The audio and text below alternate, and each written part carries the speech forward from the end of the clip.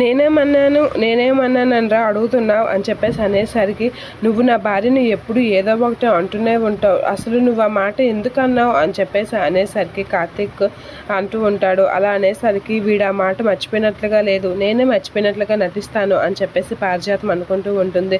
నువ్వు అసలు ఆ మాట ఎందుకు అన్నావు అని అనేసరికి, ఏ మాట అన్నాను ఏటన్నాను అని చెప్పేసి పారిజాతం అంటూ ఉంటుంది. అన్నది నువ్వు గుర్తులేదా అని అనేసరికి, గుర్తులేదు, నువ్వే అన్నా కదా చెప్పు అని అనేసరికి, తాళి తనే తెంపుకుందేమో, దేపే కోరింది తెంపిసి జోసం మీద పెట్టిందేమో అని అన్నావు కదా అని కార్తీక్ అంటూ ఉంటాడు. ఏమో అన్నానేమో నాకు గుర్తులేదు అని చెప్పేసి పారిజాతం మీద నటిస్తూ ఉంటుంది కార్తీక్ దగ్గర. అవును బావా అన్నది నేను కూడా విన్నాను అని చెప్పేసి పారిజాతం కూడా అంటూ దీప కూడా అనేసరికి, అవును అన్నాను అంటే ఏమైంది ఇప్పుడు అని చెప్పేసి పారిజాతం మీద అంటూ ఉంటుంది.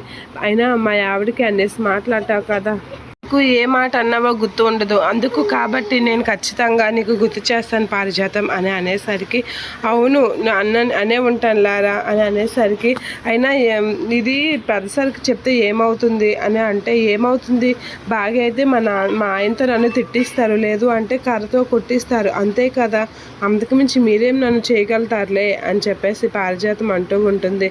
నువ్వు బాగా తెగించావు పారు అని కార్తీక్ అనేసరికి, తెగించడం ఏంట్రా ఉన్నమాటే కదా అన్నాను అని చెప్పేసి పారిజాతం అంటూ ఉంటుంది. అవును బావా ఉన్నమాటే అన్నది పారిజాతం అని చెప్పేసి అంటూ ఉంటుంది దీప. ఏంటి నువ్వు కూడా అంటున్నావు, ఆయన ఆ మాట అంటే అంటాను, ఏమైపోయింది నేనంటే అని చెప్పేసి పారిజాతం అనేసరికి, పారు అని చెప్పేసి కోపంగా చూస్తూ ఉంటాడు. ఆ మాత్రం దీనికి ఏంట్రా పెద్ద దీనిలా మాట్లాడుతున్నావు, పట్టుకొని గ్రాండ్గా పెళ్లి చేసుకోవాలని పెద్ద ప్లానే వేశారు కదా, అది అనడంలో తప్పేముంది అని చెప్పేసి పారిజాతం అనేసరికి, ఇక పారు వైపు అయితే కోపంగా చూస్తూ ఉంటాడు కార్తీక్.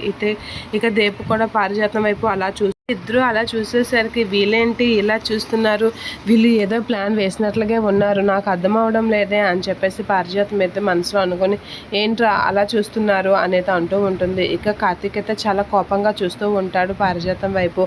ఏంటో వీడు ఏదో పెద్ద ప్లానే వేశాడు, ఇప్పుడు ఎలా వీడి నుంచి తప్పించుకోవాలి అని పారిజాతం అనుకుంటూ ఉంటుంది. అయినా కార్తీక్ అయితే చాలా కోపంగా చూస్తూ ఉంటాడు. ఖచ్చితంగా పారుకి సరైన బుద్ధి చెప్పాలి అని కోపంతో రగిలిపోతూ ఉంటాడు. వాళ్ళ నాన్న మీద ఉన్న కోపం పారిజాతం మీద కూడా చూపిస్తూ ఉంటాడు కార్తీక్.